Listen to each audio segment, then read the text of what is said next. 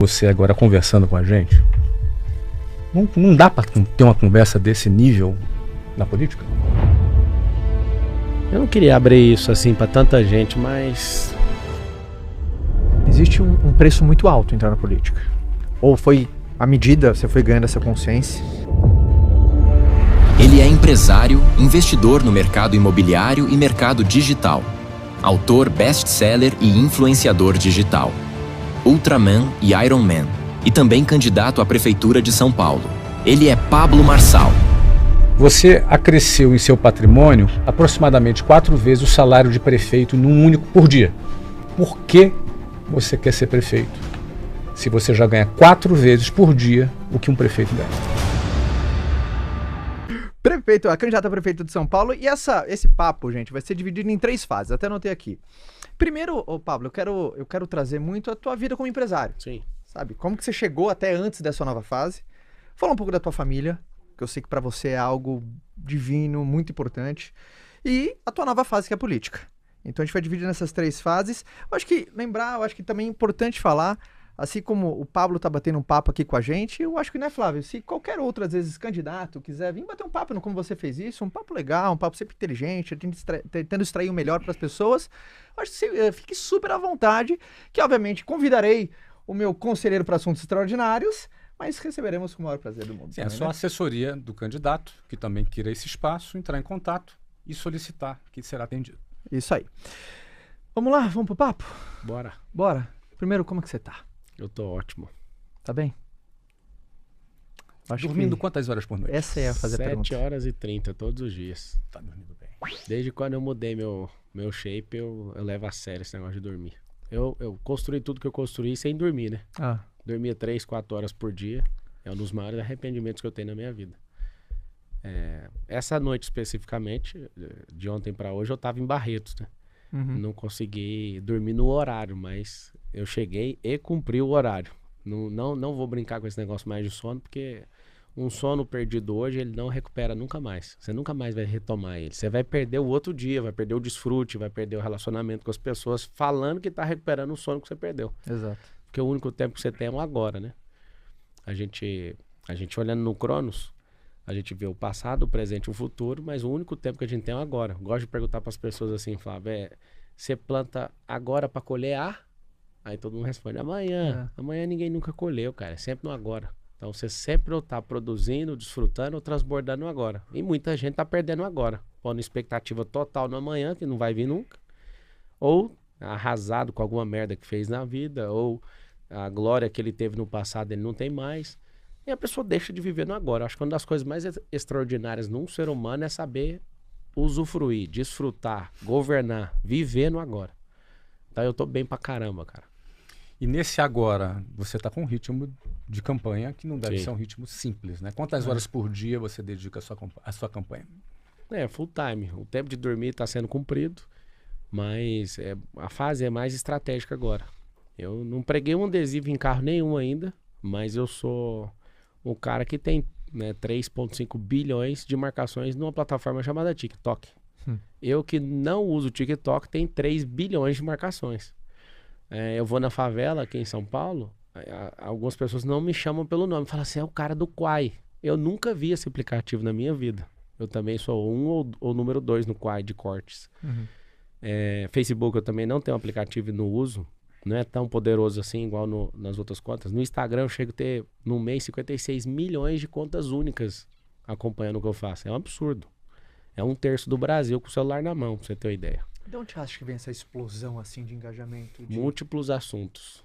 Ser alguém multifacetado em assuntos diversos. Falar de espiritualidade, inteligência emocional, físico. Exato. Você que foi um cara que me estimulou, você sabe disso. Eu me aconselhei com você, com o Joel em relação ao Iron. Eu não parei, fui embora lá pro Ultra, fiz uma ultra distância de 452 quilômetros em 35 horas e 17 minutos. Foi louco. Não me esqueça daquela frase sua que você falou assim pra mim no áudio. Você falou assim, curta bastante a prova. Porque na hora da prova vai ser bem difícil. Mas quando terminar, você vai ficar com saudade de cada momento. Aquilo mexeu tanto comigo, cara. Eu lembro dos 180 quilômetros em Cozumel, no México. Eu pedalando e lembrando dessa frase e falava, que merda, cara, ele tá certo, agora é uma tristeza. Aí eu pensava, como que eu vou sentir saudade um dia disso aqui? E você acredita? Eu fico lembrando daquele dia, cara. Nossa, eu poderia ter apertado mais o pedal ali, eu poderia ter feito isso aqui. Na outra prova de 450 km, 452, foi muito pior. Eu fiquei 35 horas e 17 minutos, direto. O Henrique Câmara tá aqui, eu vi ele, ali. Só pra vocês terem a noção, eu já fiz 7 maratonas, 11 triatlos, o Ironman no México e o Ultraman nos Estados Unidos. Uma maratona da Disney tinha 35 mil pessoas correndo. No Ironman tinha 2.200 pessoas correndo. No Ultraman tinha 14. E só terminamos 4 pessoas. Saiu gente pra UTI, 3 com hipotermia. Os outros foram parados pelos médicos. Gente que foi desistindo porque não dava conta. E a gente conseguiu terminar essa prova e foi assustador. 2 do Brasil, eu e o Henrique Câmara. E os outros 2 já tinham feito a prova várias vezes. Ou seja, os únicos iniciantes no Ultraman que conseguiu terminar foi eu e o Henrique. Então talvez se você mostrar todas as facetas da sua vida, você consegue essa conexão com as pessoas. Porque isso, independentemente se alguém está aqui conectado e vota em você, não vota em você, gosta de você não, mas quando você acompanha os debates, você vê o Mzinho lá pulando, assim. Então esse engajamento, você diz que eu acho que principalmente desse envolvimento com a galera que você... Falar o que pensa. Falar o que pensa é uma coisa bem interessante. Até quem não gosta de você te respeita. Exato. Agora, você fala de prosperidade. Quem não quer ser próspero? Até a pessoa mais, na situação mais difícil na favela quer ser próspera. Eu encontrei umas crianças, joguei futebol com as crianças na Zona Leste, lá na Vila União. E aí eu fiz uma pergunta que até viralizou. Eu falei assim, vocês não querem ir pro crime, né? Vocês querem ir pro crime? As crianças, sim. Eu falei, mas como? O referencial de prosperidade de uma criança na favela, Flávio, é o crime. Tanto é que a explosão de MCs agora, todo mundo fica louco, né? Tem MC pra todo lado. Tem porque agora é assim, ó. Jogar futebol para as crianças, né? Que tem a habilidade. Sim. Eles jogam descalço na terra ali, então vai ganhando habilidade de maneira forçada. O segundo é o crime. E aí, peraí, quem é a terceira referência de prosperidade? Os MCs. Os caras ganham dinheiro com a música, começam a comprar carrão, começa isso. Todo mundo sonha em prosperar. Então eu vendo e vivo e transbordo isso. Espiritualidade, todo mundo tem um espírito, mas quase ninguém sabe mexer com isso. Não entende que é luz, que é conexão, que é frequência com o alto. Alma, que é um negócio que eu escrevo, já publiquei 62 livros. E inteligência emocional foi o que me fez aguentar a pancada e o que me faz hoje, com tanta perseguição, fazer esse negócio ficar divertido. Tem gente que pensa, o Marcelo não tá nem aguentando a pressão, né? Porque a mídia quase toda pra cima de mim. É político, é bandido, eu tomei ameaça de morte. Eu sou o único dos 10 que tem ameaça de morte por estar na disputa, pra você ter uma noção. Estão arquitetando para derrubar minha candidatura. Então, assim, se eu não tivesse inteligência espiritual, almática e essa resistência física, eu treino todo dia, cara. Eu faço 2 cardio todo dia. Eu treino e faço 2 cardios. A minha vasilha tá aqui, ó. Tá aqui a minha comida. Depois preparei que eu quero mostrar pra galera. Minha janta já tá aqui. Acaba sendo uma terapia, né? Cara, é um negócio assim... Eu consegui adquirir esse hábito, eu não abro mão dele. Esse negócio virou eu. Eu virei o Ironman. Dali pra frente do Ironman, eu não comi mais açúcar, cara. Eu repudi esse negócio. Depois do Ultraman, eu falei, cara, eu não vou parar mais de treinar. Por quê? Porque me faltou muito treino. Foi muito dolorido terminar essa prova, cara. Sim. Você nadar 8 km em 3 horas e 53, depois você pedalar 360 km, que é lá de Orlando até em Miami, depois ir até lá naquela ponte do Key West. Só na ponte, na entrada. Você imagina, você pedalar 360 km em 14 horas e depois você ter que terminar uma corrida com a inflamação no seu tendão. Eu tava conseguindo, tava mancando, cara. Eu ainda fiz 84 km de corrida. E consegui terminar a prova. E eu chorava diversas vezes, ficava louco de raiva. Perguntava pro médico, tem risco da ruína, de eu perder o pé ou eu ter algum problema? Não, cara. Eu falei, esse tendão tá tudo... Mano, doía demais. Eu tive que rasgar tudo, assim, o meu tênis, e puxar daqui e dali, trocar a faixa o tempo inteiro. Até que eu enfaixei de um jeito que o meu pé perdeu o movimento. Eu andava só pisando assim, ó. Sim. Eu falei, o David Goggins correu 400 quilômetros de canela quebrada. O Daniel Oliveira, que é um Ironman que já fez o Double Decker, conhece? Eu patrocino o Daniel Oliveira já nos mundiais. Eu falei, mano, esse cara correu com sem um tendão de Aquiles. Ele teve uma queda de bike, esse cara conseguiu correr centenas de quilômetros sem um tendão de Aquiles. Que é isso? Eu tô só com inflamação no tendão, vambora. E aí, cara, consegui terminar essa prova pra mim, mostra pra mim que eu tenho essa resistência. Acho que pra finalizar a resposta, esse tanto de gente gosta de seguir pelo estilo de vida também, pela família. Então, os assuntos, número 1, você cuida do corpo, você cuida da sua alma, você cuida do seu espírito, você cuida da sua esposa, você cuida dos seus filhos, você é uma pessoa próspera, você é alguém influente, você é alguém que fala o que pensa, todo mundo fala, mano, eu quero essa vida. Por mais que a pessoa não goste de alguma coisa que eu tô fazendo, ela fala, não, aquela parte eu gosto, e ela segue por isso. Tem correlação, você acaba gerando uma conexão. Flavião, o que você gostaria de começar perguntando para o... Vamos começar falando da trajetória dele como na empresário. Primeira fase, na né? nossa primeira Acho fase que aqui. Vamos explicar para o pessoal as três etapas que nós vamos passear aqui com ele. Que a gente vai falar sobre a trajetória como empresário, sobre família e sobre a candidatura dele a presidente. Justo. Então começa... Presidente não, olha o ato falho de novo, é prefeito. Então, Vocês estão precisando de um presidente? Começa, Flavião, parte empresarial. Vamos falar da sua parte empresarial. Muita gente que nos acompanha na internet, que gostaria de empreender, Marçal, tem muita curiosidade e, no fundo, tem uma esperança de entender qual é o caminho que faz a pessoa sair do anonimato, não necessariamente anonimato, mas sair de uma situação de escassez para começar a prosperar. Uhum. Você é um cara que a tua mãe era faxineira, seu pai fazia o quê? Ele era funcionário público. Funcionário público, ou seja, você era um cara de classe média baixa, ou seja, deve ter iniciado a vida ali, estudou em escola pública. A maior parte do tempo. Uma parte do tempo. Como é que um garoto de classe média baixa, que em geral tem muito pouca perspectiva, sai da sua condição de escassez e começa a prosperar? Ou seja, como é que foi esse início para que você chegasse a um nível de empresário que você é hoje? Classe média baixa, olhando para a minha época, era um nível mais baixo que classe média baixa. Talvez uma classe baixa mesmo. Classe baixa. Quando eu estava chegando nos 18 anos, eu já estava próximo da classe média baixa. Não era miserável, ou seja, não passou fome. Não. Tá. Teu pai, como funcionário público, tinha um salário.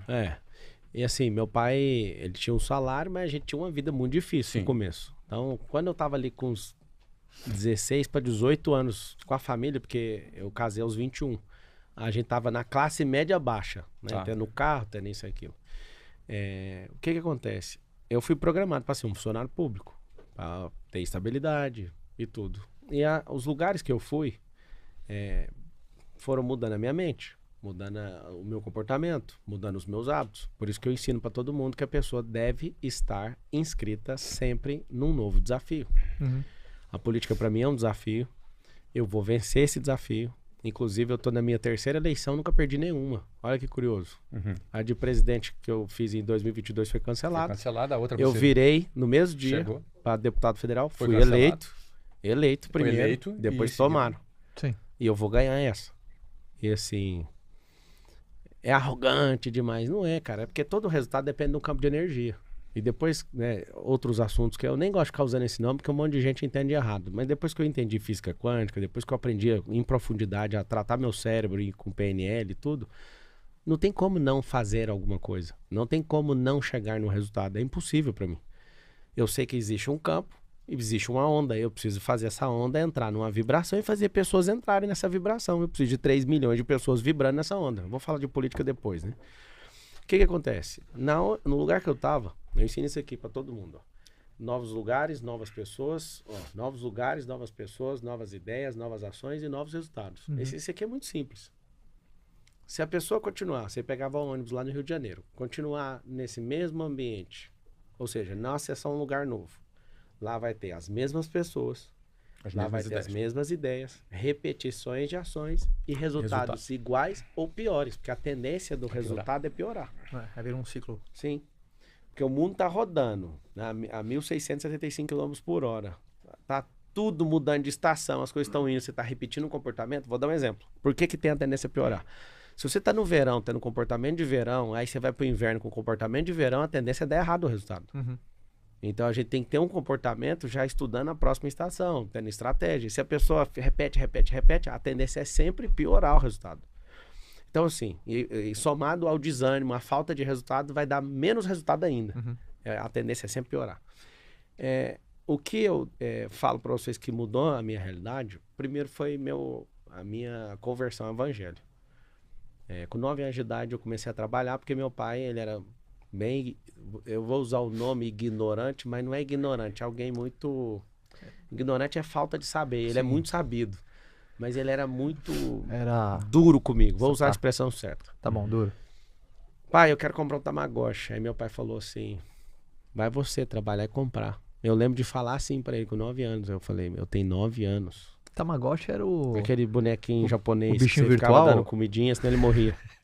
Lembro, cara, disso aí. Putz, a cara tirou do baú agora. E aí ele virou e falou, se vira. Eu tinha 9 anos. Eu morava em cima de uma relojaria. E aí eu tive a ideia de pegar umas madeiras no quintal e chegar cedo na rua 4 com a 9, no centro da cidade onde eu morava. E aí eu cheguei e fui colocando as madeiras, os cavaletes na porta assim dessa empresa e fui pondo até acabar as madeiras. Aí meu primeiro emprego não oficial foi vigiar carro. Eu lembro até hoje, acho que foi 18, foi alguma coisa, R$18 alguma coisa em centavos, mais ou menos. Eu em um dia de trabalho levantei o dinheiro, fui no camelódromo, comprei o Tamagotchi e eu chorava, cara. Um dia de serviço. E mexia, eu não vou deixar ninguém te matar, você vai comer direitinho, você dava banho nele, não sei se você lembra desse rolê. Aí meu pai chegou, ele trabalhava na Assembleia Legislativa na época, ele chegou, o que é isso? Eu falei, meu filho, eu nunca esqueço desse combate ali, desse embate com meu pai, e eu falei, eu não vou deixar o senhor ver. E ele com muito orgulho, sabe, falou, poxa, que legal, né, e tal, e passou, e aí eu falei, eu consigo o que eu quiser, eu faço o que eu quiser. Meu pai é vivo. E ali eu percebi que eu conseguiria fazer o que eu quisesse mesmo. Porque em um dia eu consegui resolver um problema, fiquei orgulhoso. Meu pai respeitou aquele momento e na hora que eu vi que ele me olhou diferente, como eu tava me sentindo um homem já com 9 anos. Uhum. Aí dali pra frente eu percebi, era eu que tinha que me virar mesmo. Então meu velho nunca deu essa, toma aqui. Eu não tenho recordação do meu pai falar, toma o dinheiro, faz isso aqui. Eu tive que fazer. A segunda virada de chave absurda mesmo foi a conversão ao evangelho nessa mesma data. Meus pais eram separados. E aí eu tava brincando na porta da igreja, eu vi o pastor lá falando, quem quer aceitar Jesus? Eu não sei explicar, assim, eu senti um negócio, fui lá na frente, aceitei. Aí eu comecei a estudar a Bíblia pra caramba. Aí em 2 anos eu tava sendo batizado. Aí eu fui batizado. E aí, cara, eu pensei, eu não quero fazer outra coisa na vida a não ser pregar. Eu tenho recordação com 11 anos de idade pregando na rua, brigando com os outros, sabe? Um negócio bem doido. E o que eu fiz? Comecei a estudar muito a Bíblia. Então, todos os princípios que eu carrego, eu aprendi na Bíblia. Então, aquilo mudou completamente a minha cabeça. Quando eu percebi que no ambiente da igreja eu era muito valorizado por saber a Bíblia, aí que eu estudava ainda mais. Então, tinha gincana, o cara era da hora, porque quando tinha gincana, eles colocaram os adultos, os caras de 40 anos, 50 anos de idade, todo mundo perdia pra mim. Então na gincana eu falava, não, Davi não fez isso aí não. E aí o povo, não é possível, como que um menino desse sabe? E aí a galera pesquisava, aquilo me deu um prazer tão grande de ter a recompensa em ter estudado, que eu virou terror em estudar a Bíblia. Então hoje assim, para discutir Bíblia comigo é um pouquinho complicado, sabe? Eu fiz teologia depois e sou leitor da palavra assim, absurda mesmo. Não sou doutor, mas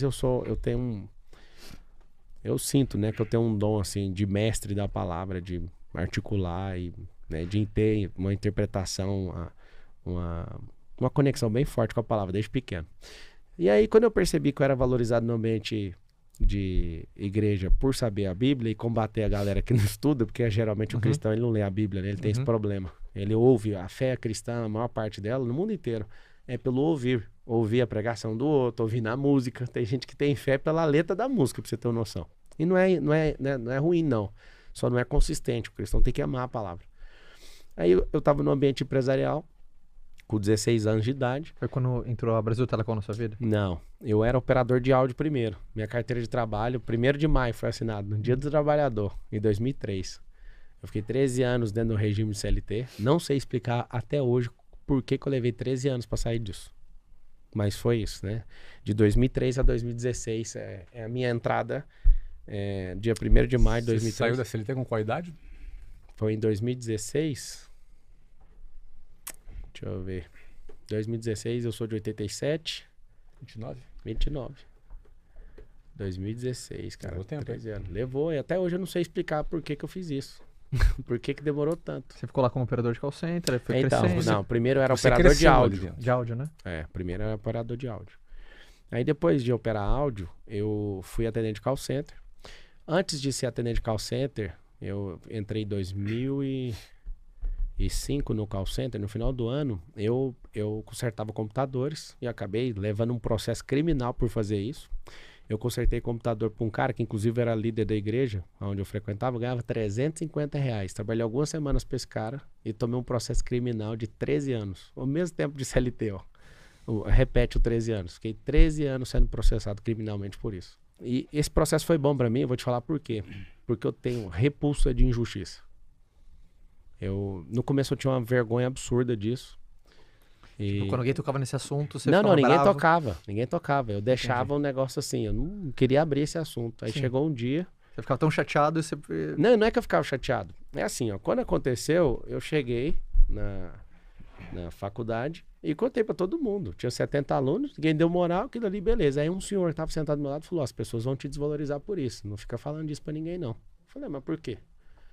Aí ele foi me explicar. O aluno tinha uns 70, quase 80 anos de idade, o senhor Brito, ele era aluno de direito, o cara sensacional. Ele falou, Pablo, não fica falando isso pros outros como se fosse uma glória, sabe? Aí dali pra frente eu falei, nunca mais vou tocar nesse assunto. Aí eu acho que em 2020 alguém na internet se levantou e falou, o que o Marçal fez na vida? Aí eu senti uma libertação. Eu falei, agora eu vou falar disso e quero sair fora dessa coisa na minha vida, né?